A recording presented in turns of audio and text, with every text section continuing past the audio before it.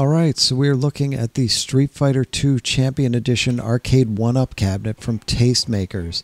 This includes Street Fighter II Champion Edition, obviously, Super Street Fighter II The New Challengers, and Super Street Fighter II Turbo.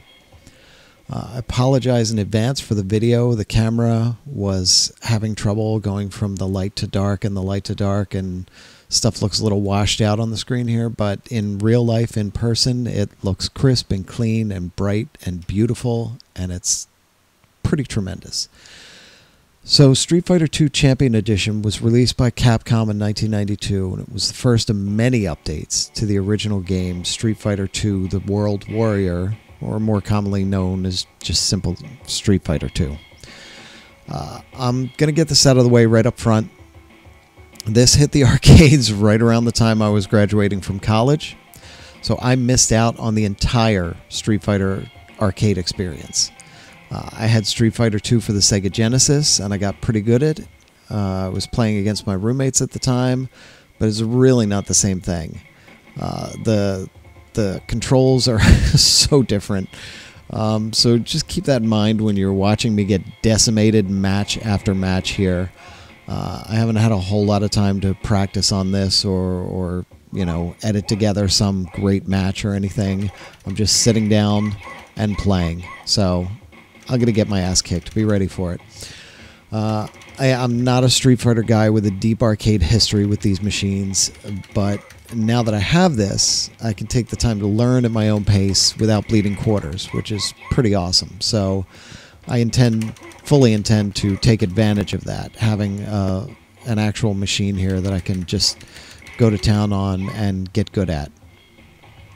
So for this update to the original game, the backgrounds were improved, the character portraits were redrawn, and two players could actually pick the same character for the first time, allowing what was known as mirror matches.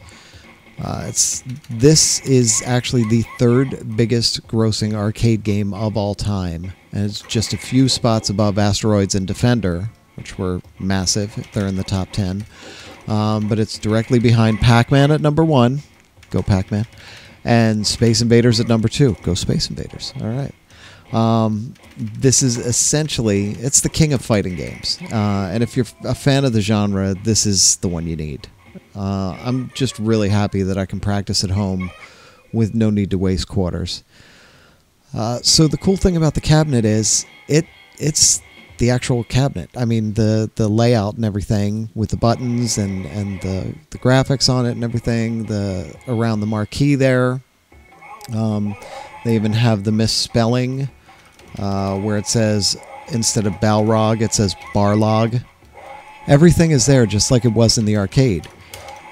It's a little bit smaller, obviously. It's not going to be the same size cabinet, but it's big enough that two players can play quite comfortably side by side and get into a good match.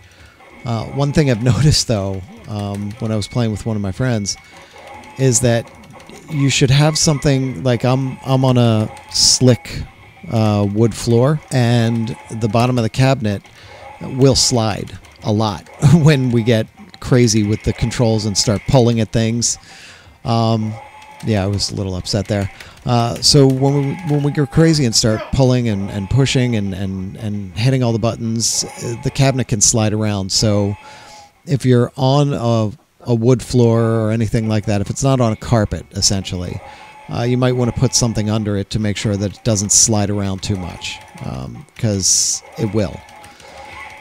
So another interesting thing about this machine is actually that the attract mode is the only one that actually has sound with it. And I wasn't prepared for that, because the Asteroids machine, Centipede, Rampage, you know, their attract modes are just there with no sound, and you just get to see, I mean, you could see the Centipede screen right next to me, and it's, you know, it's just showing some of the gameplay. When the attract mode kicked in to Street Fighter II, it freaked me out, how loud it was. I just didn't expect it at all.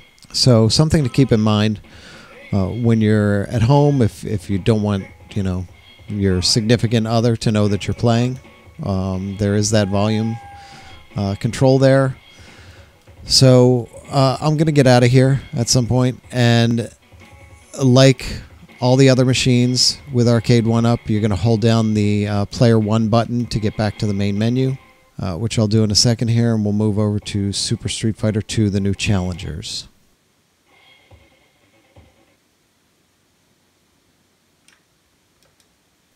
So Super Street Fighter 2, the new challengers, was released in 1993. This was a year after Street Fighter 2 Champion Edition. It's got a new intro there. You can see much better graphics and all. This was the one that was used for Super Street Fighter 2 Turbo as well. You'll see when we get to that one. So this introduced 4 new characters, T-Hawk, Fei Long, Cammy, and DJ, and did some rebalancing of the original characters.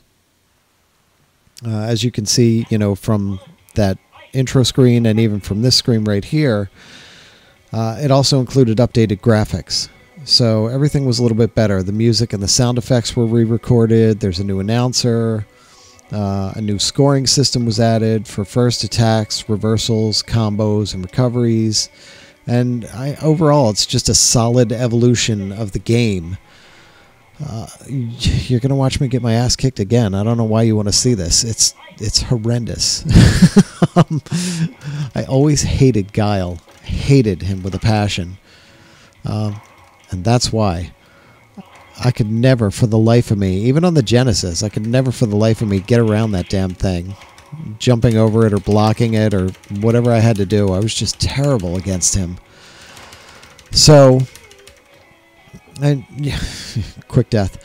So you can see that the game is exactly as you would expect it to be. And one of the cool things that I've mentioned on the podcast and in other places, the people that made this game, that ported this game essentially to the Arcade1Up machines, when they first brought all the code over for these 3 different games, they found that there was a lag in one of them with the input, and they went in and they coded it and changed it, and Capcom saw that and said, no, you have to put the lag back in, because the arcade players played with the lag. They expect the lag. It's an arcade game. It is the arcade game. The lag has to be there exactly as it was. So they really, that kind of cemented the idea of this authenticity in the code, and in making the machines look as close as they could to the originals, in a much more compact size. So that was a big deal. And, for people who are more well-versed in this game, in any of these games, you'll notice those little things. You'll notice the glitches. You'll notice all the little things in the game that you knew from the arcade when you played this game for days and weeks on end. So that's one of the best things about it. Yeah, just like in the arcades, you can quickly hit a button and skip through all the continue. I'll go in here and I'll play one more with one of the new people, Cammy, I believe. Is that who I played? Let's find out. Let's find out together. It's Cammy. Of course it's Cammy. Who else would I be playing as?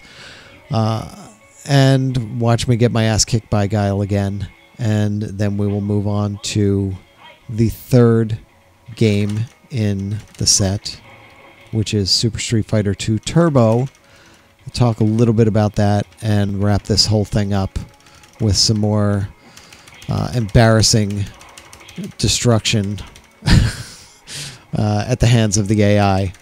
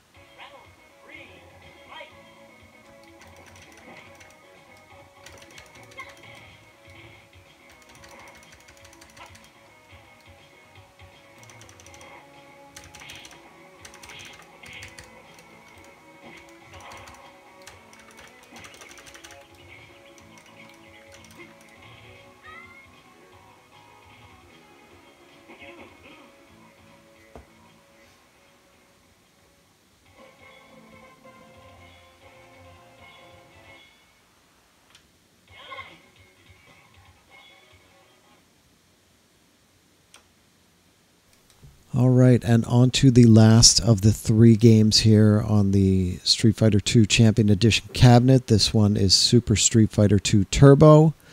It's the 5th sequel to the Street Fighter II and was released in 1994, which is a year after the last one we just did. This is a landmark game in the series because it had a huge impact on the esports scene. It's nearly 25 years since the game was released, and it's still being played competitively at tournaments around the world. That just goes to show you what a huge game this was, and still is. It's had a lasting effect on the tournament scene. Among the many smaller improvements and the addition of a secret character, Super Street Fighter II Turbo added super combos and air combos. So, and the bottom line is this. If you're a Street Fighter fan, you need to get this cabinet. Even if you're a casual fan of fighting games and you want to learn, this is really a great place to start. You're talking about some of the best fighting games ever made, and you don't have to keep pumping quarters into them as you slowly get better, which is one of the best parts of it. These are essentially 3 arcade-perfect recreations of some of the best versions of Street Fighter II built into a cabinet that looks just like the original Street Fighter II Champion Edition. It even has that misprint of Balrog's name on the front of the cabinet, just like the arcade. And obviously this one's aimed squarely at the hardcore Street Fighter crowd, but it still works as a party game for the casual button mashers, and it's absolutely worth the $299 price tag. Man, that was an ugly loss. So, check out our other close-up look videos on the other Arcade1Up cabinets, along with our video showing how to assemble this very cabinet. And save yourself some time and trouble as I'll walk you through some of the little tricky spots in the build. Because there are little minor tricky spots. It's a very straightforward build.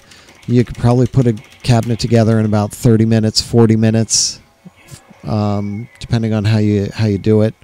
All you need is a Phillips head screwdriver and a box cutter, and that's it. It's very simple. If you put together IKEA furniture, you can put these together. But I will let this go out with a couple more minutes of me getting destroyed and then some of the attract mode, and we'll just kind of end it there. One other thing to keep in mind, I have not seen that the high scores save on this. I don't think they do. Not that I'm racking up high scores left and right, but in that first game I had of Street Fighter II Champion Edition, I did put my name in. And either I wasn't in the top 5, I have to go back and look at the video, either I wasn't in the top 5 or it does not save the high scores. So we have to find out more about that, which kind of be a bummer for Street Fighter especially. And let me just be clear, when I say it doesn't save the high scores, I mean when you turn off the machine. Not that it doesn't save the high scores when you're playing the game, because obviously it'll do that. But when you turn off the machine, some of the Arcade1Up machines don't save the high scores, some do. Some of the individual games do. It's kind of a hit and miss with these things.